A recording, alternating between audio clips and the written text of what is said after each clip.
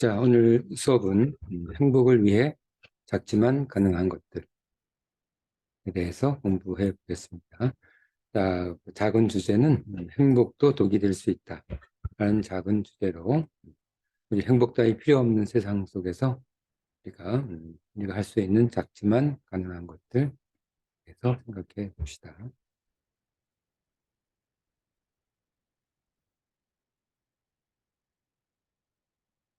조금 키우겠습니다.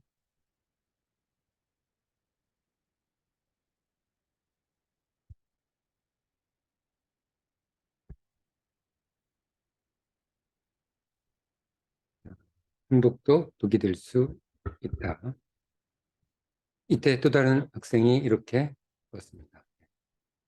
선생님, 학생은 놀 때 행복할까요? 일할 때 행복할까요? 자녀는 언제 더 행복한가? 당연히 놀 때겠죠. 왜 그런지 묻습니다. 일은 해야 하는 것을 무언가 하는 것이고, 노는 건 해도 되고 안 해도 자유 상태니까요. 그렇겠죠. 자, 놀려면 예를 들면 여행을 가려면 무엇이 필요한가? 돈이나 시간. 돈과 시간을 주는 것은 일 아닌가? 그렇죠? 일이 놀 때 필요한 돈이나 시간을 버는 것이라고 말하고 싶으시군요. 노동은 자유를 주는 일이고 휴식이나 유의는 자유를 쓰는 일이네. 그렇죠? 일하면서도 행복할 수 있지 않겠나. 만일 이것을 잘 이해한다면. 그런 논리라면 일할 때도 놀 때도 모두 행복할 수 있겠네요. 전에 같은 학생에게 공부하는 것은 자유를 주는 일, 자유를 저금하는 일이지. 학생들에게는 공부겠죠. 자유를 주는 일이. 자, 선생님이 말합니다. 물론 휴식은 필요하네. 휴식이 주는 최대 장점은 감성을 부드럽게 한다는 것이지. 야, 이것도 한번 얘기했었죠. 공격적인 사람은 대부분 잠이 부족한 사람이에요. 육체의 병이 휴식을 통해 치유되듯 정신의 병 또한 휴식을 통해 치유되는 것입니다. 삶의 중심은 휴식이 아니라 일이 되어야 한다는 말이지요. 당연하지 않은가? 돈이 있어야 국수든 짜장면이든 먹을 수 있으니까. 일도 자유를 위해서군요.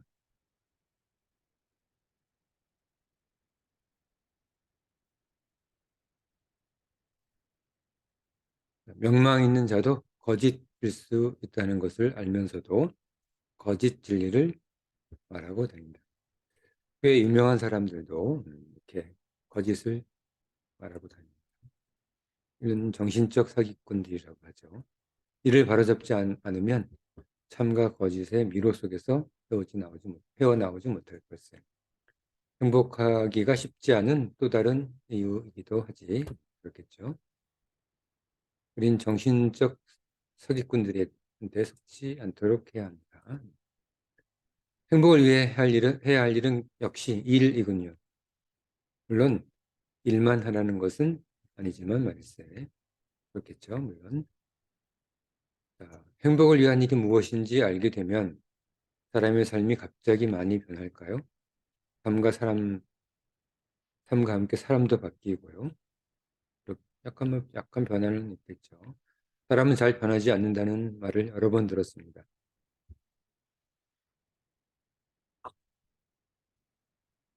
그건 진정으로 무엇이 행복한 것인지 잘 몰라서 그러는 것이네. 그걸 아는데 그걸 안다면 변하지 않는 것이 오히려 이상한 일이지. 당연히 변할 겁니다. 사람은 항상 변한다고 생각해야겠군요.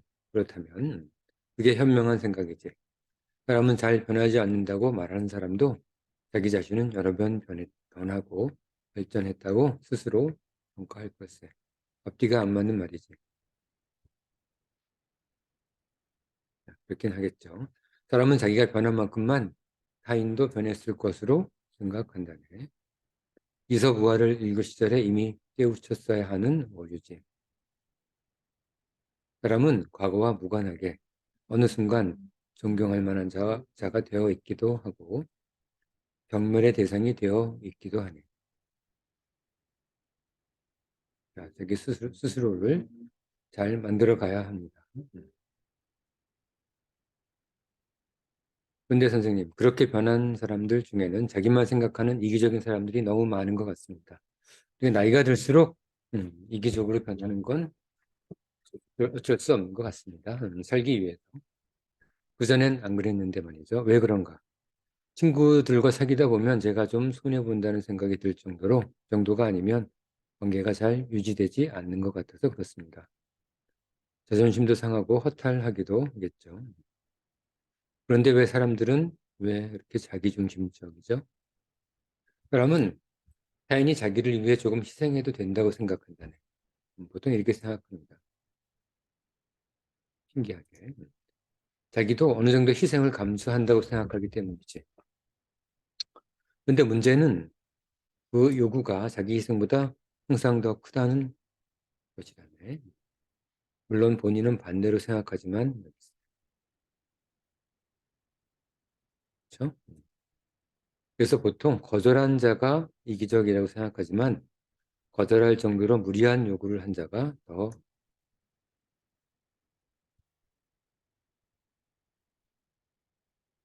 이기적인 경우도 없지 않다네.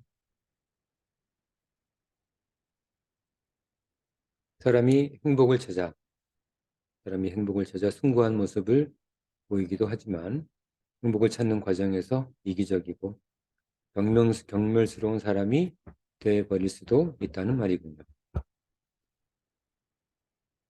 그런데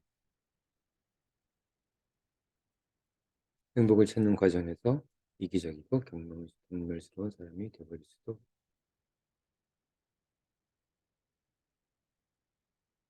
이래서는 곤란하겠죠. 그럼 행복을 찾는 게 꼭 좋은 것만은 아니란 얘기군요.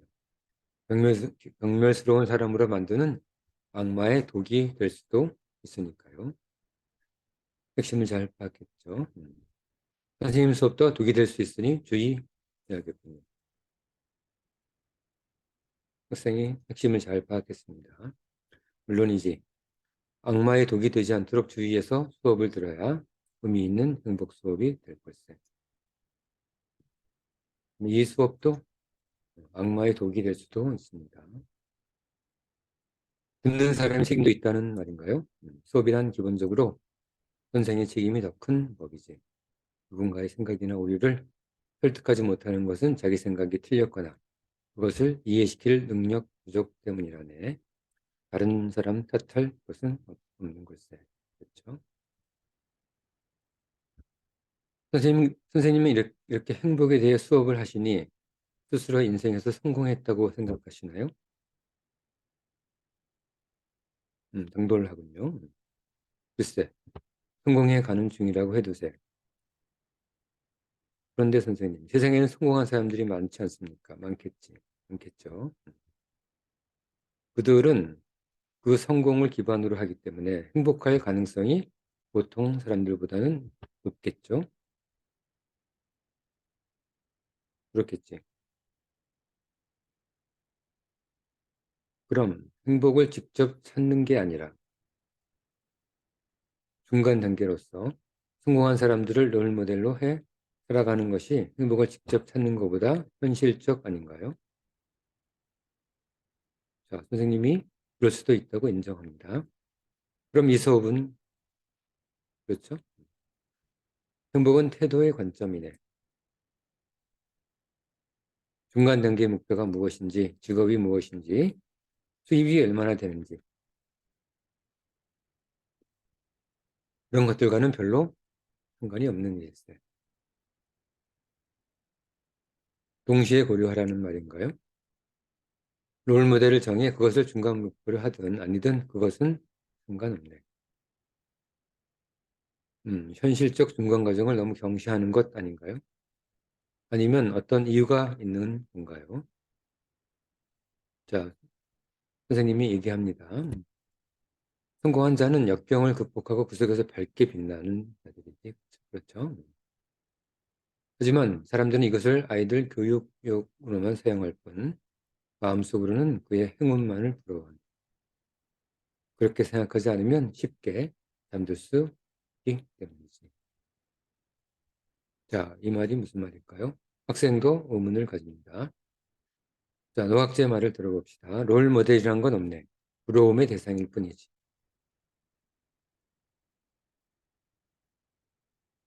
모두 허상이네. 왜 그렇죠?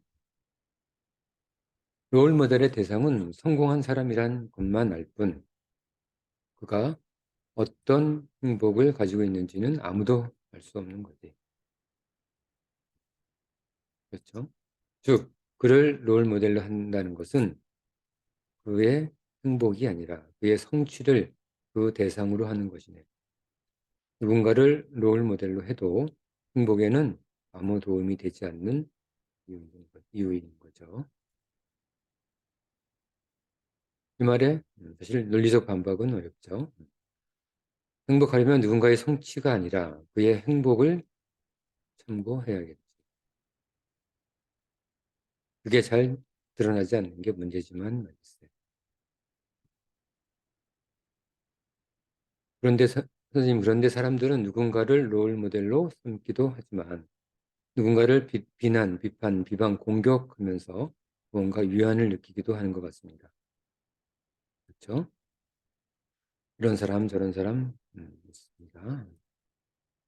공격하기도 비판하면서 비방하면서 그쪽이 더 많겠죠. 더 많다고 말씀하시네요. 자, 왜 그럴까요? 실제로 누군가를 비난한다고 자신에게 도움이 되는 것은 아니지 않습니까?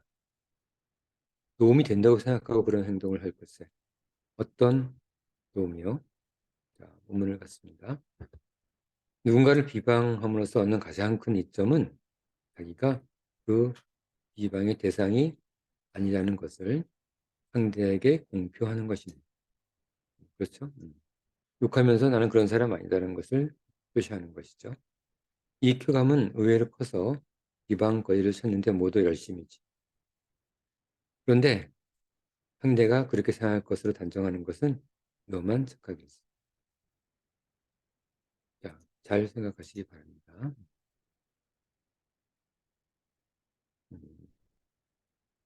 착각입니다.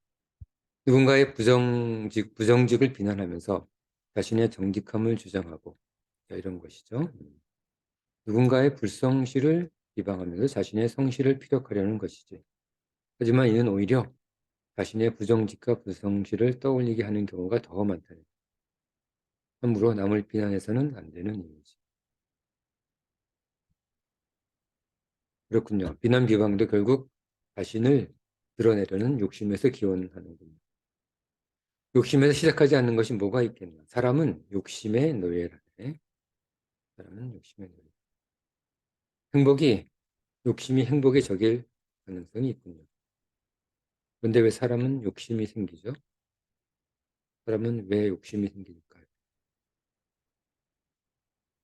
인간의 욕심, 끝없는 욕심.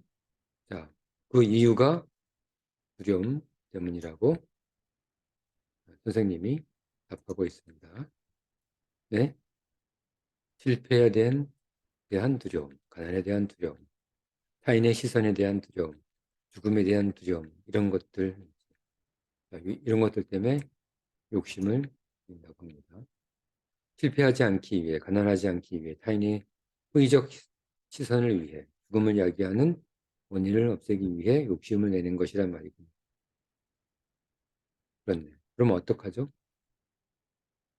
자, 노학자의 답을 주목해 봅시다.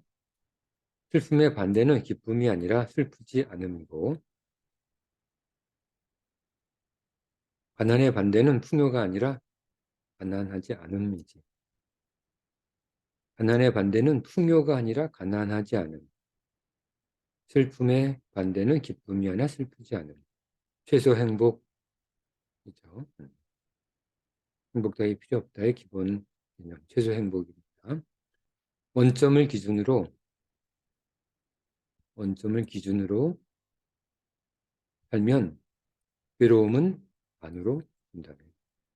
욕심도 반으로 줄겠지. 삶에 대한 관점 변화가 필요한 것에.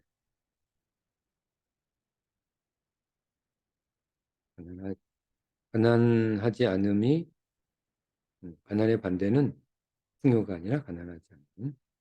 자, 잘못하면 상당히 유용한 관점의 변화일 수도 있겠죠. 지금 당장 가능하기도 하다고 합니다. 이 관점 변화는 삶에서 적용할 것이 더 있을 것 같고요. 노학자가 또 말합니다. 이렇게 말합니다. 그렇네. 사람은 자기 생각을 너무 열심히 이야기할 필요 없네. 그럴수록 보통 상대방은 더욱 무관심해지기 때문이지. 그가 원하는 것을 던져놓는 것으로 충분하네. 이는 사람 사이 관계에서도 다르지 않다네. 욕망, 자기주장, 사람관계, 사랑, 우정, 권력, 자유, 이 모든 곳에 절제된 시선과 태도는 사람을 멋있게 하지. 자, 이렇게 자신의 욕심을 줄이는 것은 그 사람을 멋있게 합니다. 그처럼 욕망과 자기주장을 줄여서 얻고자 하는 게 멋짐인가요? 멋짐. 멋짐이란 단어가 우리 수업에서 몇 번 나오고 있습니다. 그럴 수도 있지. 멋짐도 행복과 관련이 있을 테니 말일세. 그런데 더 큰 관심을 두고 해야 할 것이 있죠. 해야 할 것이 있지. 더 큰 관심. 무엇일까요? 욕망과 자기주장을 줄여서 그것으로 타인에게 행복을 선물하는 거는 욕망과 자기주장을 줄이는 것만으로 끝이는 것이 아니라 그것으로 타인에게 행복을 선물까지 해야지만 비로소 행복이 다가온다고 과학자가 얘기하고 있습니다. 진정으로 행복한 자는 행복을 나누어 주는 자이기 때문입니다. 행복을 나누어 주는. 아직 어린 아이는 그것을 잘 하지 못하는데 이를 아는 데만도 시간이 오래 걸리기 때문입니다. 잘못하면 젊은 시절 다 지나가 버리죠. 그래서 젊은 시절 우선해서 해야 할 일은 선인에게, 앞선 사람들에게 그의 업적이 아니라 그의 행복을 배우는 일입니다. 자, 우리가 행복을 위해서 작지만 가능한 것들, 행복을 나누는 거죠. 행복을 나누는 것에 대해서 얘기하고 있습니다. 자, 이번 시간은